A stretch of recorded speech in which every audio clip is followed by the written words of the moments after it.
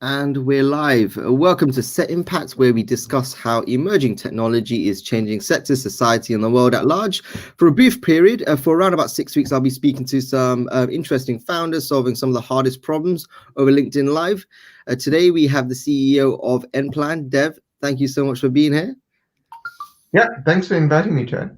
Yeah, I really appreciate you jumping on this themed construction week that I'm doing. Could you kind of highlight to the audience a little bit more about what nPlan do and a little bit more about yourself as well? It'd be cool. Yeah, sure. Let's start with nPlan. We're in the business of forecasting, so we forecast construction projects for how long they might take and what might go wrong with them. And the way we can do that is by reading data from previous construction projects, specifically their schedule files, on what they plan to do and then what actually happened. We take that, apply it to our machine learning algorithm, and then out comes a forecast for construction projects. So that bundles up into something we love to call algorithm-led assurance.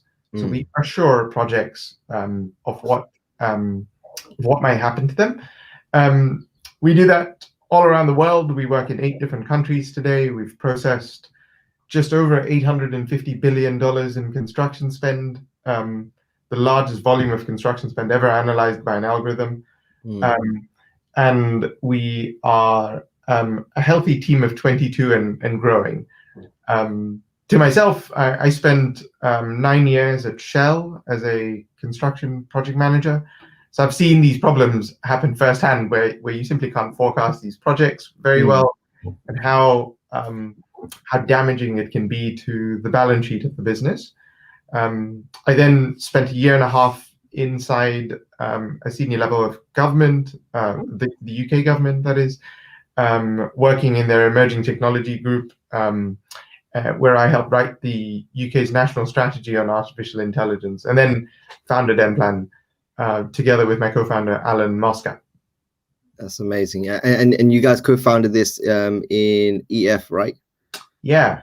We co-founded it together in 2017, October, at Entrepreneur Fest. Yeah. I mean, did the germ of the idea, did you go into EF thinking that you wanted to solve this specific problem, or did you kind of go into EF thinking, fairly open-minded? Because I've spoken to a lot of EF founders, and they said they always went into EF with an idea, and then it completely changed as soon as they met a potential co-founder. Yeah. I mean, a real co-founder is someone that you actually found the company's insights with, right? It's not like a CEO selling insights to a CTO that please go build it for me. That to me is not a co-founding relationship. So I knew I wanted to do something in construction project management, like the field that I have experience in, and that was it, actually. I just knew I wanted to do something in that area, going into forecasting, using schedule files, all 50-50 with Alan. Were there any nightmare projects that just gave you the germ and the idea in retrospect, or Yeah, I mean, we both live in London, and of course London means when you speak about a construction project, everyone just goes to one thing, which is Crossrail. Yeah. And that was a project that we had. We had the real privilege of getting to work with their senior leadership team right as Crossrail was going through its, shall we say, a period of reflection, when they were trying to understand exactly how bad is the project going to turn out. Yeah. For context, it was 2 months after we met their chief executive that their chief executive stood down, because they understood exactly how bad it's going to be, right? But when you get to meet people like that, you really get a strong understanding of exactly how hard this problem really is. These are very, very bright people, and they still can't figure it out, which is a good indicator that there's a real problem here. Yeah, I mean, given the complexity of the problem that you're trying to solve, what did the ideation process look like when you were in EF and you were trying to figure out, I don't know, would you call it product market fit, or at least some validation of your initial idea? Yeah. So we mapped it out on a whiteboard, and effectively it really just started as, is the problem tractable? So does that mean like is the solution tractable?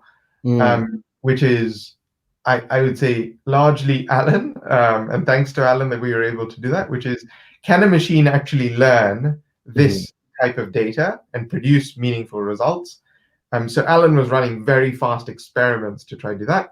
And then on the other hand, on the other side is, would the market even want this at some price, right? mm, And there we had some very early traction with on two fronts. One on the money front, where we signed a six-figure deal with High Speed 2 when we were 2 months old as a business. I mean, that gave us a pretty strong indicator that yeah. people are willing to pay. And then the other side is, we were able to prove that people are willing to give us their data to build this company as well. Mm, So, and in some cases you get both, right? Data and money.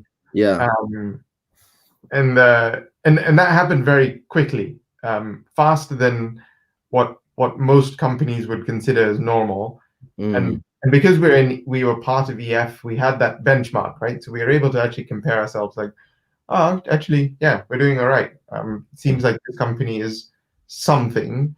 mm, I would say you don't really have product market fit. I mean, we're 3 years into the journey now, and I'd say we probably have it about now. We didn't have okay. market fit back then. We just had confirmation that it's not a shit idea. That's really interesting. And so, like, from your journey from EF and the initial trials that you were running, to where you're at right now, I mean, what were some of the I mean, I wouldn't say stumbling blocks, but like, what were some of the inflection points that led you to what you would call product market fit, which is right now, Yeah. 3 years later? So we've probably the biggest moment that we went through was reflecting that we actually started building the product for the wrong user. Interesting. So we've always had the right decision maker and ultimate client, which is typically a very senior executive within a developer or operator type organization or a contractor. But the user, the person that has to log in and do a bit of work on nPlan to produce results for their senior executives, that person we targeted incorrectly when we first started. So this was in years. Time is blurring. It's probably the spring, summer of 2019 that we realized that. And we realized it because we lost a customer. A customer just said, this is not what we want. We're out. Bye. Also known as churn. Yeah. That was the first time it had happened to us, and it honestly just took us by surprise. Yeah. The whole company down tools for a couple of days, just so we can reflect on what happened, why it happened, what we're going to do about it. Unfortunately, that's really just been the only time we've had such a catastrophic event. We consider losing one customer out of our 24 that we have, catastrophic. And so really that allowed us to like shift focus again into like, actually, who are we building this for, and who are the decision makers for it, and really understand our customer in more detail. Technically, on more on the technology side, which where I said we're a team of 22, of which 18 of us are engineers. I'm excluded from that, of course. Of the 18, most of the 18 spend time in building our machine learning models, and testing them and making sure they actually work. Yeah. So on their side, it's largely been a story of discovery. So 2.5 years of just pure discovery. There were no books. They could just say, oh, let's just copy what these guys do and just do it again here, but apply it to construction. Mm. There was a lot of new ground that had to be broken through to get to where we are. So in fact, the product itself is largely just a function of time and capital, Mm. which is fortunately things that we've had access to. Yeah, that's really interesting. I mean, in terms of the construction space and for your forecasting ability, did you have any pushback throughout your process when you're about your product? We still have pushback, and I think we'll continue to have it for the foreseeable future. Okay. The reason we get pushback is actually really interesting to the human brain, which is we generate forecasts, which means we're saying something about the future. Yeah. Which means, how do you know that the forecast is correct? If I told you it might snow tomorrow, and I have data that can say it's going to snow tomorrow, and I have an algorithm that can say it's going to snow tomorrow, and you don't think so, right? At this point, it's my algorithm versus your opinion, right? Then you'll just dismiss what the algorithm says. Now, clearly, this example I'm saying is ludicrous. It makes no logical sense. Yeah. But in the construction world, it's very hard to actually split between this out. I need to trust this algorithm's forecast versus I need to trust my opinion. And obviously, there's this cultural barrier that you have to overcome where individuals generally think they are correct, and they will dispute the algorithm's correctness. And that becomes a very difficult conversation to arbitrate, because the only way you'll ever know is you wait for the future to become true, right? Just wait and see. Now, obviously, in construction projects, that can take 5, it could even take 8 years to happen. Yeah. So we have this frequent pushback that, I don't believe your forecasting engine. So we go through this exercise, for lack of imagination on words, we call it believability. How do you believe a forecast to be always correct? And how do you trust it? We do that by forecasting on projects that we've never seen before that have already completed. So we upload the original project schedule and say, forecast it and say, look, you have the actuals of what actually happened to the project, and we have our forecast, compare it. Does it match? And if it does, then somehow nPlan got it right. We've successfully done that across 9 different clients to date, and all 9 of them went incredibly well. Yeah, I mean, I've got a lot of family in the construction space, and from an outsider perspective, it looks like an expertise-led type of company, expertise type of led industry. I mean, are there natural barriers in terms of the adoption of technology? I mean, I might have it wrong, but I mean, from an outsider perspective, it looks like construction adopted technology a little bit later than most other sectors. I mean, aside from the expertise side, I mean, have there been other cultural barriers within the construction sector that you've really kind of struggled with, or kind of had to navigate? I think the barrier largely comes from mentality, and mentality and structure.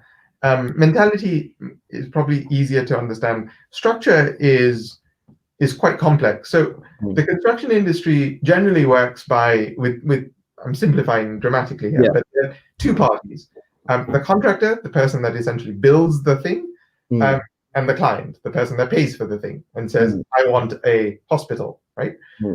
And these 2 parties have to work harmoniously together, but that almost never happens. And the major reason this never happens is because the client says, I'm going to award a contract to the cheapest contractor. And how does one contractor differentiate to the other in a market of competition? It's very hard to say that Bob is better than John, right? Scale that up. Kier is better than Balfour Beatty. It's incredibly complex to say that. So for lack of competition, they are driven down to reduce their price. And by driving their price down, they may enter a situation in which it's unreasonable to consider the project to finish on time and on budget, right? Which is why we enter this cycle. So the client says, I will award the contract to the cheapest person on day 1. Yeah. The contractors drive the price down. The contract is awarded. The contractors then are in this game of trying to squeeze out of the contract. And And what ends up happening is that there's no incentive to get better now. The contractors are quite frankly, are being paid nothing for their work. And they're simply focused on trying to get the most out of the contract. The client is also not thinking about the outcomes of the construction project.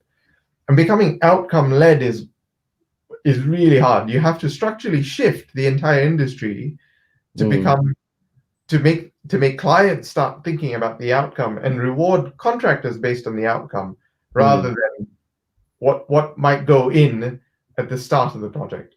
That's super interesting.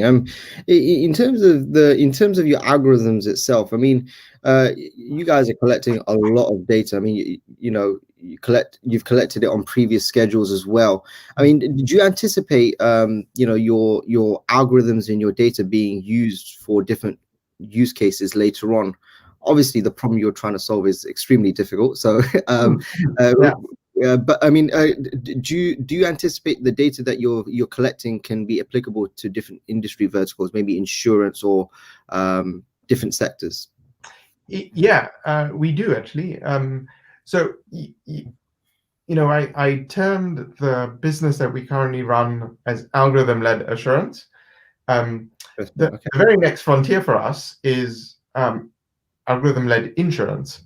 So for us, this is a matter of saying, so I'm forecasting your project for you, which means I can quantify what likelihood you have of different events happening in the future, which is pretty much what insurance is. Insurance is the science of being able to quantify the risk of something happening systematically, right?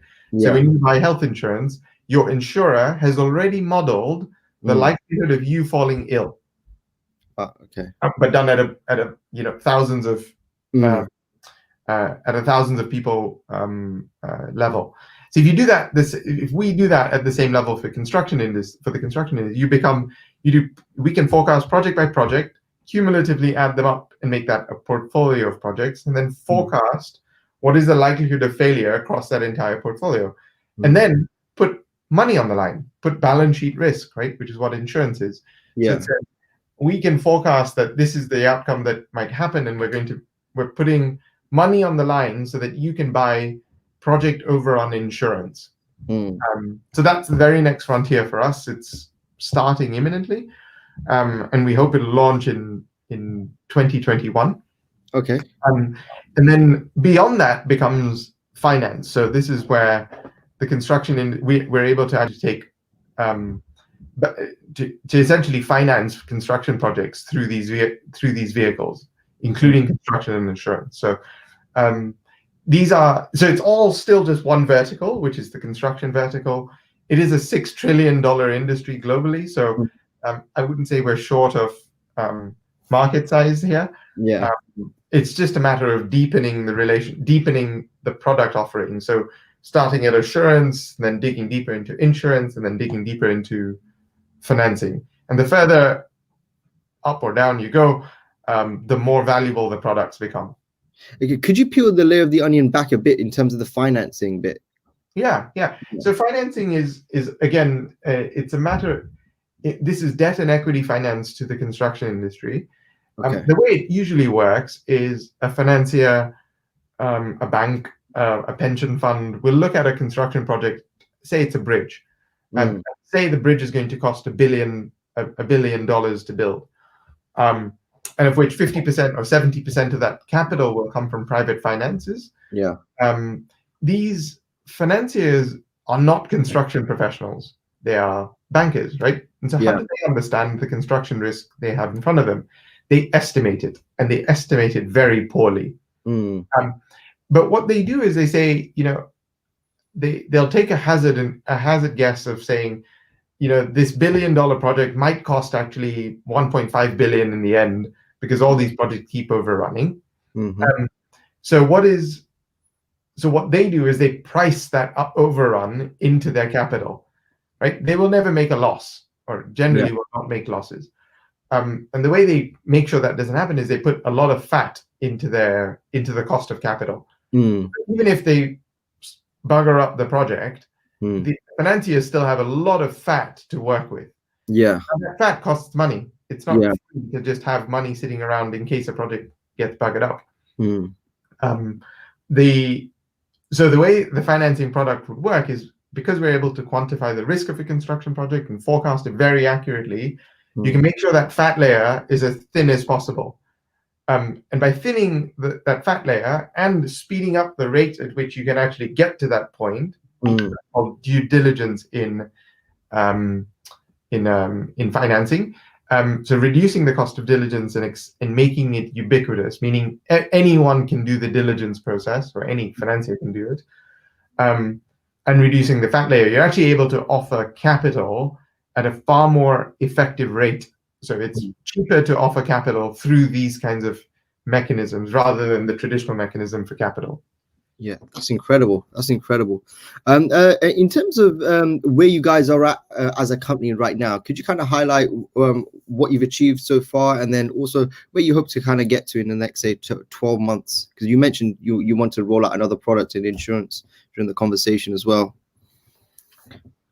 So your question was about what we're doing with the... No. So, in terms of like, what have you guys achieved so far, and then where do you hope to kind of get to in the next, say, 12 months? Okay, sorry.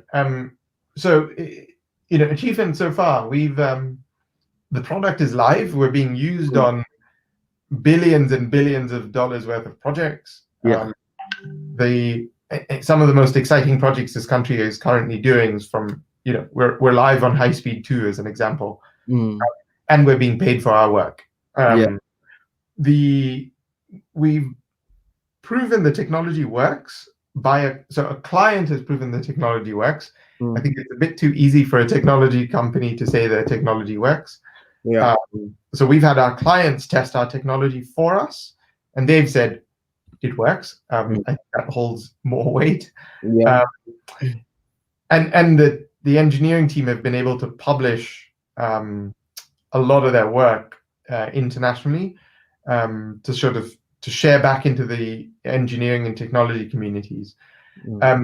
We've also been able to sort of sign on new clients. I'm not quite allowed to name them just yet, but they are some of the largest some of the largest companies in the world. So you can think of organizations like Apple, Amazon, Facebook, Google.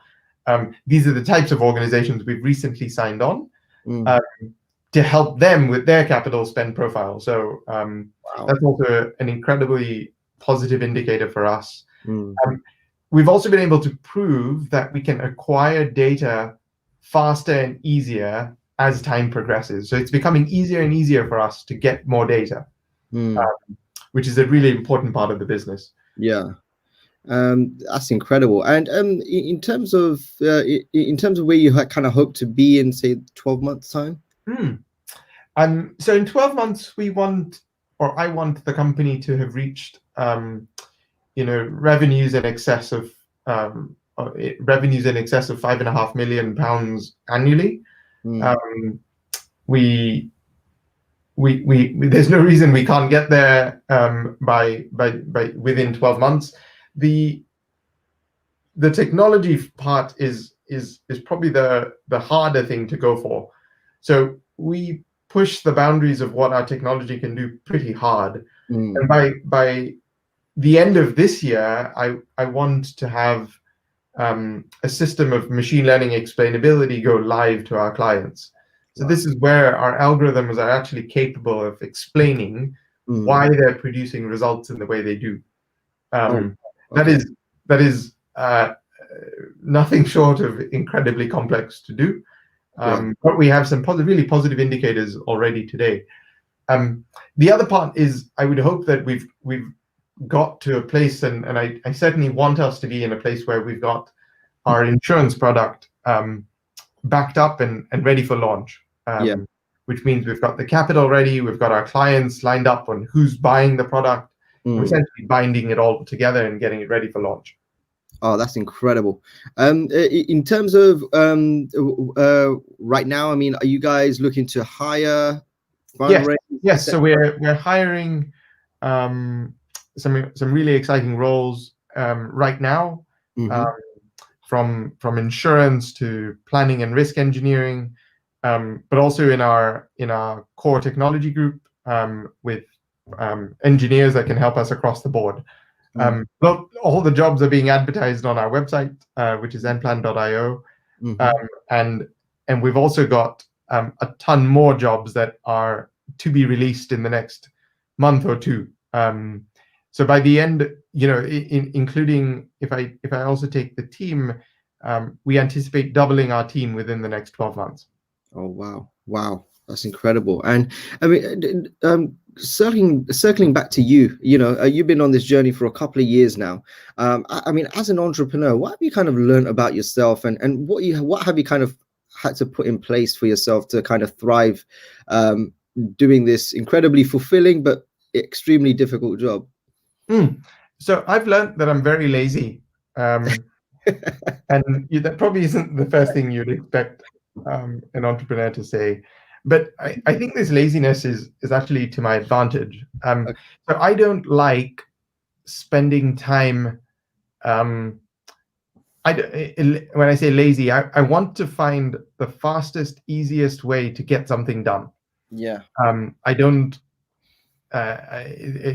We often, even in our engineering team, look for the lazy engineer, right? The lazy engineer typically will get an incredible amount of work done very quickly, and will find ways to do that work as fast and as easy as possible, rather than trying to perfect everything. But on more of what I've learned to let go. I've learned that not everything needs to go by my desk. This has been really important as the team has been scaling upwards. I've also learned how important our client relationships are, and it's something that it just as I say, you shouldn't. I've learned to let go. That's one thing I will not let go of. Is our clients and our client relationships. So I still spend most of my time just making sure our clients are happy. And I think I'll continue to be doing that as the company scales up. I've also, on hiring, instinct matters, but processes make instinct easy. Okay. So initially it was Alan and I just using our gut instinct. We're like, yeah, this guy seems nice, girl seems nice, let's hire them. And then we brought on a wonderful lady called Sarah Grisman, and Sarah's our operations and people lead. And Sarah has been instrumental to us by in the fact that she's created hiring processes for us. So now it's like she's basically codified some of that instinct that Alan and I initially had into processes that everyone can follow. And that means that as we're building the company upwards, the processes that we've been building, whilst many people saw them and be like, wow, that's pretty intense that you, as a 10-person company, you already have processes mapped out for all these different functions. But like we've done it so that we don't misalign the company by twisting the culture of the business. The culture of the business was set when we were 2 people. It has only altered very slightly as we've grown it. I would say it's been added to. So a lot of new and wonderful people have joined us and have added tremendous amounts to our culture. But we've not changed our culture. We've not said, you know what, that was then and this is now, let's do something else now. We've never done that. There have been some core principles that have always been true. I think will always remain true. And being honest about that from a very early stage has been really helpful for us. That's really interesting. So like these processes and systems kind of strengthen your culture, because I mean, I can't remember that book from Ben Horowitz, it's new one, right? I think it's what you do is who you are is what you do, or something along them lines. And so your systems and processes kind of map towards your culture and the habits and the behaviors and the culture that you kind of want to have. That's really interesting. And so your head of operations kind of facilitated that process for you guys. Yeah, she's incredibly organized, so that helps because Alan and I am not incredibly organized. Yeah. This has been an amazing conversation. If there's anything you need to shout out before we kind of end the stream, it'd be amazing. But yeah. Yeah, no, just to make sure I double mention my team, because none of this is possible if it wasn't for them. And so everything I speak about, all the achievements, all the cool things about nPlan is not because of me, it's because of the team that works for us. Amazing. I'm going to end the stream here, but if you could stay on the stream, that'd be amazing. 1 second. That's it. Take care.